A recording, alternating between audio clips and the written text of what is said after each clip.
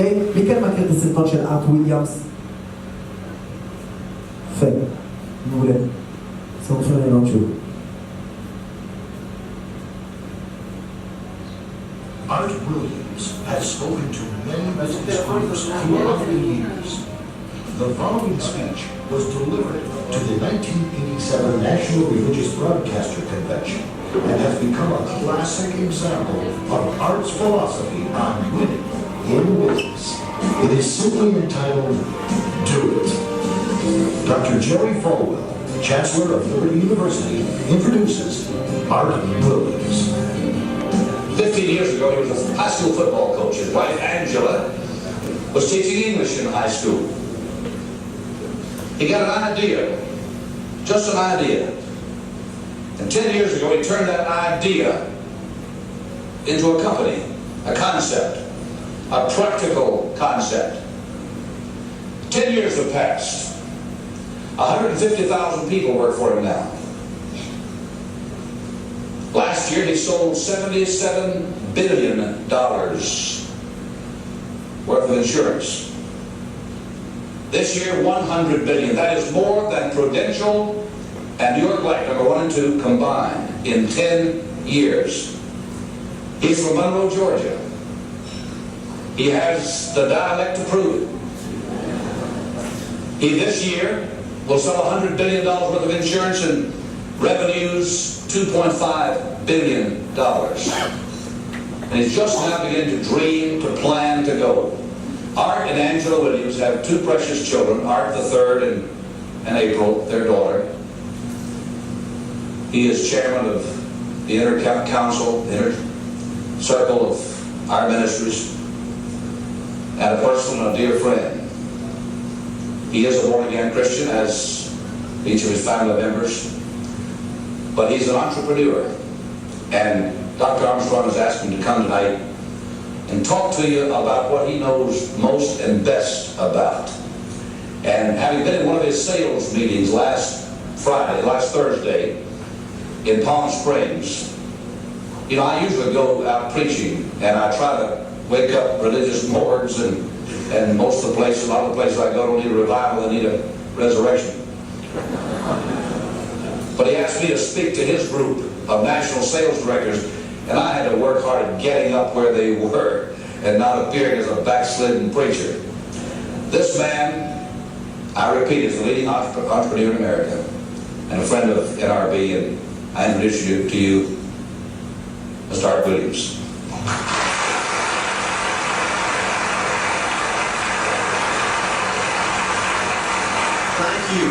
Thank you, Jerry. I tell you, I don't know if I've been this nervous in a long time. This is the most intimidating thing that I think's ever happened to me. An old dumb South Georgia football coach speaking to a bunch of TV personalities like many of you, many great evangelists in the audience, and who put me between Falwell and Swaggart on the same night just totally blows me away.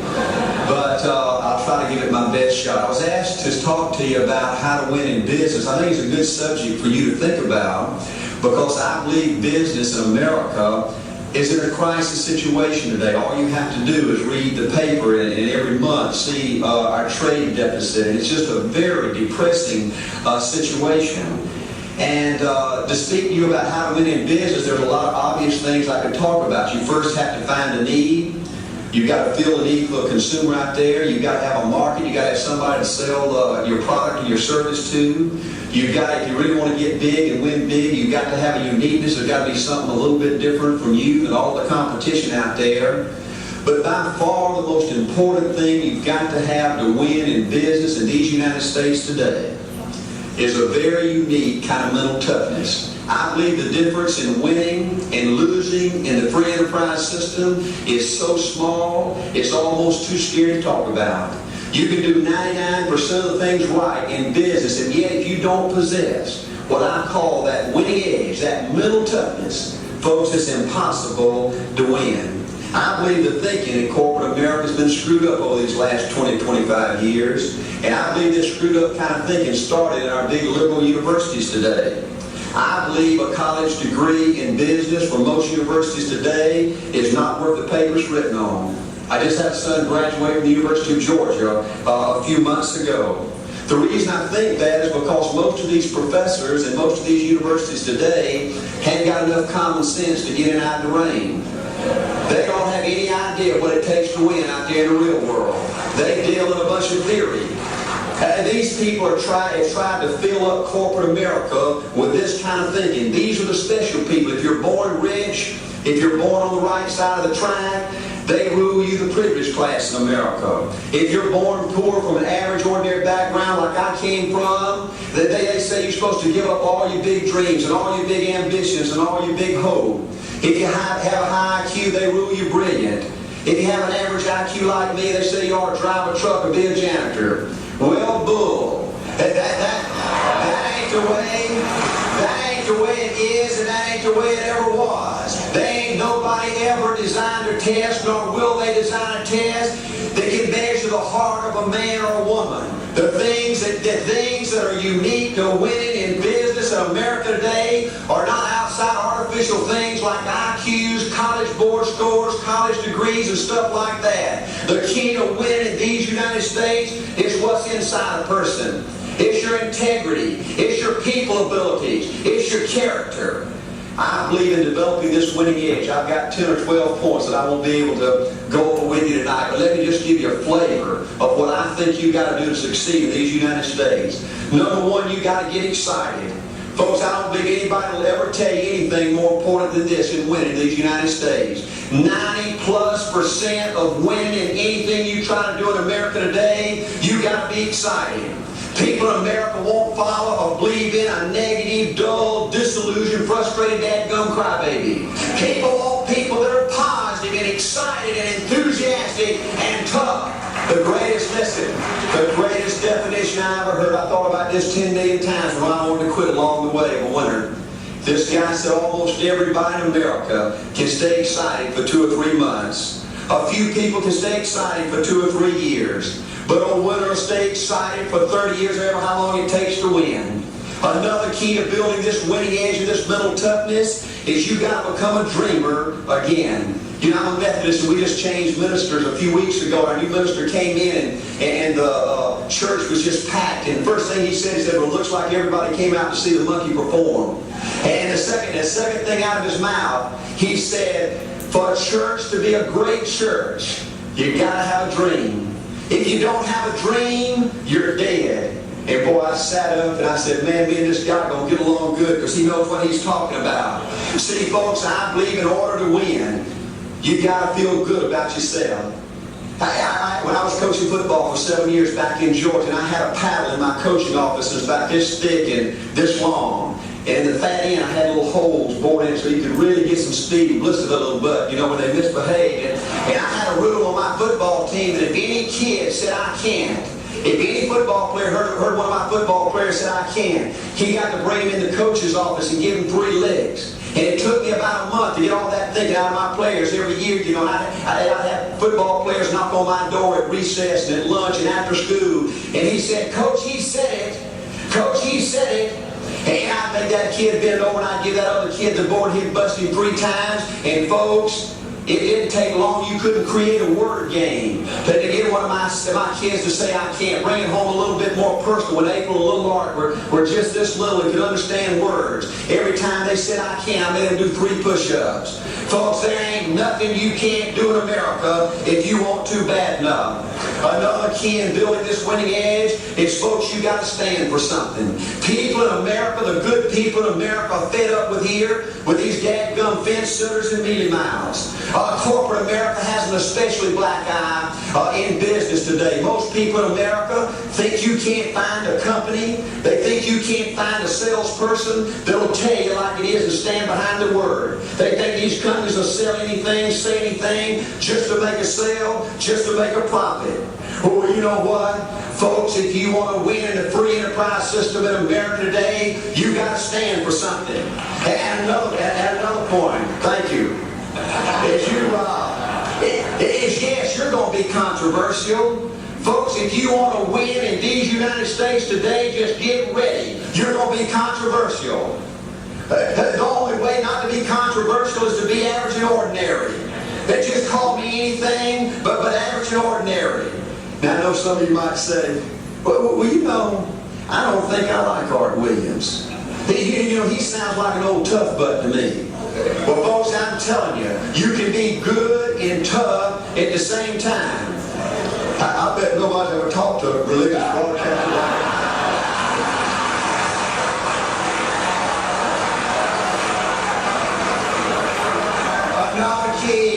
Another key to developing this winning attitude that'll give you a chance to do something great in American business is, folks, you got to make a total commitment to what you're about. Do you know almost the American people have lost their toughness? They've lost their ability to make a commitment. See, folks, in trying to win in business, you're just going to have so many false starts. You think you get it going time after time, and you just get knocked back to ground zero. And it's your ability to compete, to pick yourself up off the mat one more time, to go for it one more time, that's going to determine success or failure. You know, we've got a divorce rate in America some 50% right now. You know, it just seems like that people that go in business today, they have an attitude, well, I'm going to stick my toe in it. If I start making all this money, get all these promotions, then I'll see this thing through. Folks, that's not the way it works. The first step to winning in business in America today is you've got to make a total commitment. Total commitment gives you that little extra ounce of courage you need to fight back through the tough times. Winning in business demands the same kind of commitment that winning in marriage demands. You know, I fell in love with my wife in the 2nd grade. Only girlfriend I ever had. We ran off and got married our freshman year, had both of our children before we left college. We're true business partners in marriage. We go everywhere together. I spend more time with her, been married to her 26 years, and I got 2 grandbabies, love them more today than I ever have. But I don't like her all the time. There's a bunch of times every day that I don't like her. I'm a nut about brushing my teeth. You know, if I get the toothbrush, I'll brush my teeth 3 or 4, 5, 6 times a day. And Angela's always forgetting everything, you know. And she always leaves the cap off the toothpaste, you know. And when I'm going out to brush my teeth, the cap's always got that hard little crust around the edge. And it just burns me more than I can tell you, you know. And I get on Angela's nerves about a lot of things. You know, we were having dinner last week, and every time we get through, Angela kicks me under the table, you know, and gets me back in my room and says, Arn, you ain't got no class. You know, I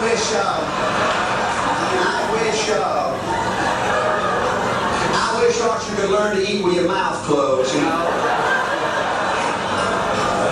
But see, folks, if you want to win in business, everything's not going to work out like you want it to, but you got to be committed. I want to have great kids. I want to have a wonderful relationship. I want to have tremendous grandbabies. Another key in building this winning edge in business is you've got to learn to treat people good. Another thing that these universities pollute America, corporations with, is this attitude, you better not get to know your employees. You better not become friends or get to know the spouse or the children of the employees, because you might have to fire them, you might have to reassign them. And if you're close friends, you can't manage people in a tough-minded way.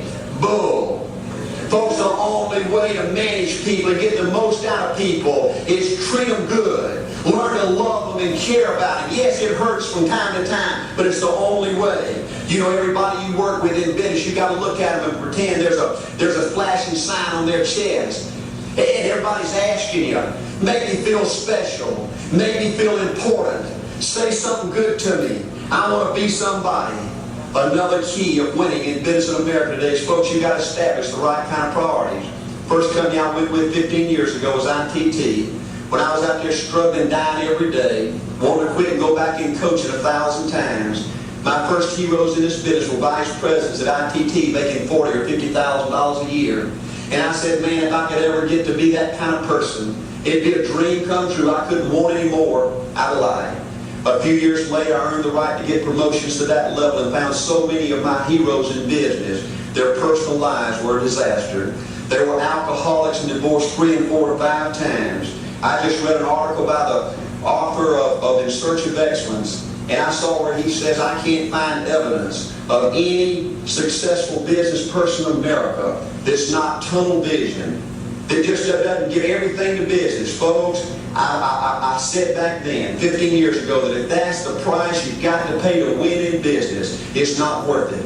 15 years later, a multi-millionaire. Folks, I can stand and preach to you that you can't separate your personal life from your business life. God's got to come first. Your family's got to come second. And business has got to come third. And I believe if you have a lousy spiritual life and a lousy personal life, long range, it's going to be devastating to your business. Another thing in building this winning attitude.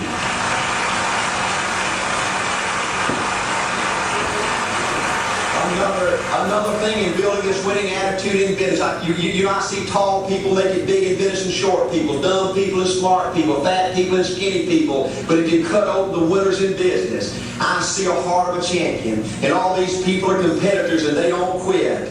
I believe desire and will to win is everything. I don't know why I'm like I am, but my butt's always burning. There's always something to say, Art dadgummit, you're supposed to go far. Art dadgummit, you're supposed to be somebody. You're supposed to make a difference with your life. What does a $500,000 a year person do that $50,000 a year person doesn't do? You look at outside and study those two individuals, everything seems to be the same.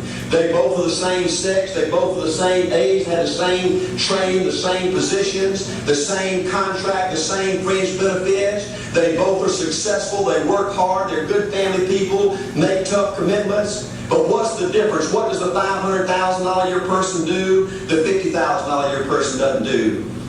He pays the price a little bit more. He works hard a little bit more. He's loyal to the company a little bit more. He believes in a little bit more. He makes money a little bit more. He saves money a little bit more. If you want to win in these United States, you got to be tough. And you can't quit. The last thing I'll talk to you about today in building this winning edge is, folks, if you want to win in business, you got to be a leader. Leadership is everything. You show me anything in these United States that win, I'll show you a leader at work. You show me a successful church, Boy Scout troop, club, football team, business, I'll show you something run by a leader.